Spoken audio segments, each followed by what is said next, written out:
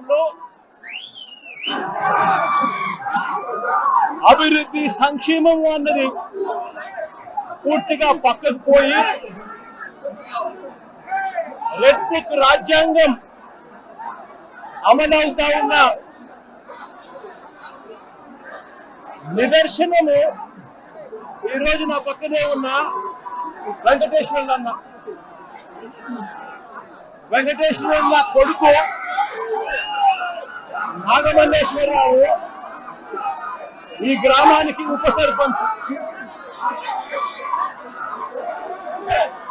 ఈరోజు ఎలాంటి దారుణమైన పరిస్థితుల్లో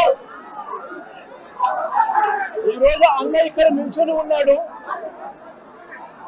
ఎలాంటి దారుణమైన పరిస్థితులు రాష్ట్రంలో ఉన్నాయి అన్నదానికి నిదర్శనం ఈ రోజున ఈ కార్యక్రమం. సత్తెనపల్లి మండలం రెంటపాడు అనే గ్రామం, కోర్లకుంట వెంకటేశ్వర్లు అన్న నా పక్కనే ఉన్న అన్న ఈ గ్రామంలో ఆ పార్టీకి సంబంధించిన నాయకుడు. తన కొడుకు నాగమల్లేశ్వరరావు ఈ గ్రామానికి ఉప సర్పంచ్.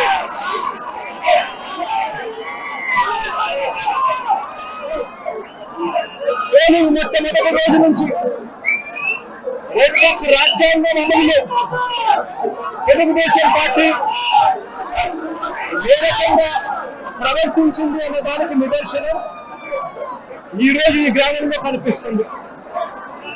ఈరోజు ఇదే గ్రామంలో పోలింగ్ సమయంలో పోలింగ్ ముందు వారికి అనుకూలమైన అధికారులందరినీ కూడా పోస్టర్లు ఇచ్చుకున్నారు. ఇక్కడున్న పోలింగ్ సమయంలో ఇక్కడ ఉన్న ఐజీ, ఎస్పీలు, సిఐలు అందరూ కూడా తెలుగుదేశం పార్టీని, కూటమిని గెలిపించడం కోసం ఎలాంటి అన్యాయాలు చేస్తున్నారు అన్న సంగతి ఈ ప్రాంతంలో ఉన్న ప్రతి ఒక్కరికి కూడా తెలుసు. ఆ వారం నుంచి పరిస్థితి గమనిస్తే 2024 జూన్ 4వ తారీఖున అంటే కౌంటింగ్ రోజునే అల్లర్లు చేస్తాడు అని చెప్పి తెలుగుదేశం పార్టీ, జనసేన నాయకులు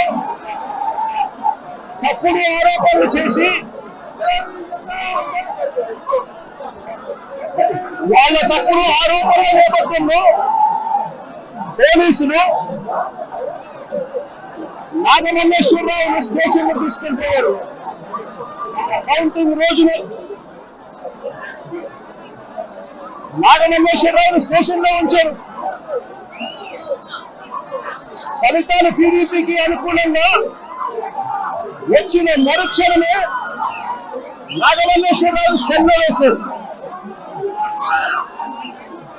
టీడీపీకి అనుకూలంగా ఫలితాలు రావడం మొదలెట్టాక ఈ గ్రామంలో నాగమల్లేశ్వరరావు ఇంటిపై అంటే వెంకటేశ్వర ఇంటిపై తెలుగుదేశం, జనసేన కార్యకర్తలు రాళ్ళు విసిరారు. నాగమల్లేశ్వరరావు స్టేషన్ లో ఉంచారు. నాగమల్లేశ్వరరావును ఊర్లోకి వెళ్ళడానికి వీలు లేదు అని, ఊరు విడిచిపెట్టి పోవాలి అని, లేకపోతే రౌడీ షీట్ ఓపెన్ చేస్తామని సాక్షాత్తు సిఐ రాజేష్ చెప్పాడు.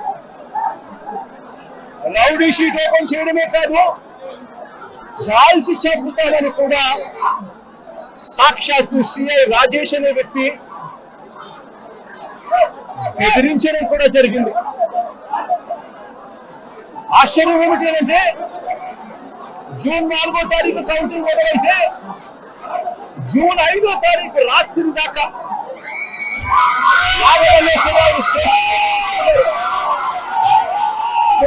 ఉంచుకున్నారు. అవమానించారు, బెదిరించారు.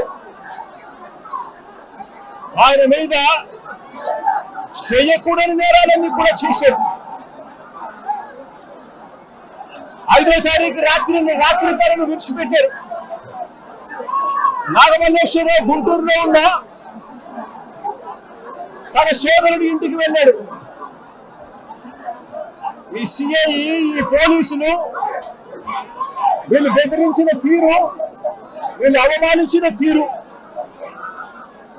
నాగమల్లేశ్వరరావు గుంటూరులో తన సోదరుని ఇంటికి వెళ్ళాడు.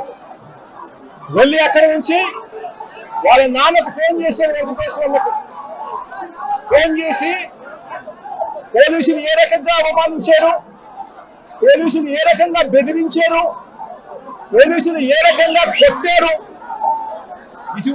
ఇటువంటి విషయాలన్నీ కూడా వాళ్ళ నాన్నకు చివరిసారిగా ఫోన్లో చెప్పి ఆత్మహత్య చేసుకునే కార్యక్రమానికి తాను వెళ్ళిపోయాడు.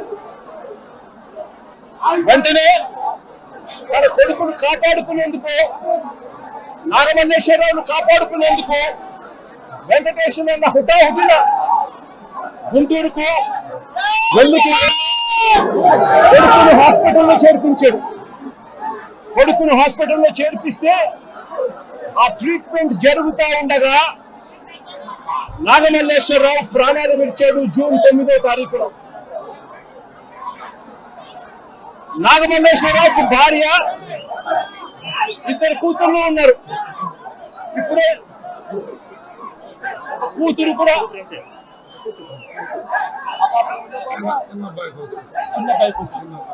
నాగమల్లేశ్వరరావుకు ఒక కూతురు ఉంది. ఆ కూతురు కూడా చిన్న పాప. ఇప్పుడు ఆ భార్యకు, ఆ కూతురుకు ఏం సమాధానం చెప్తారు చంద్రబాబు నాయుడు గారు అడుగుతా ఉన్నా. ఈ పాలనలో దగ్గరుండి కేవలం మీ పార్టీకి అనుకూలంగా లేరు అన్న ఒకే ఒక కారణంతో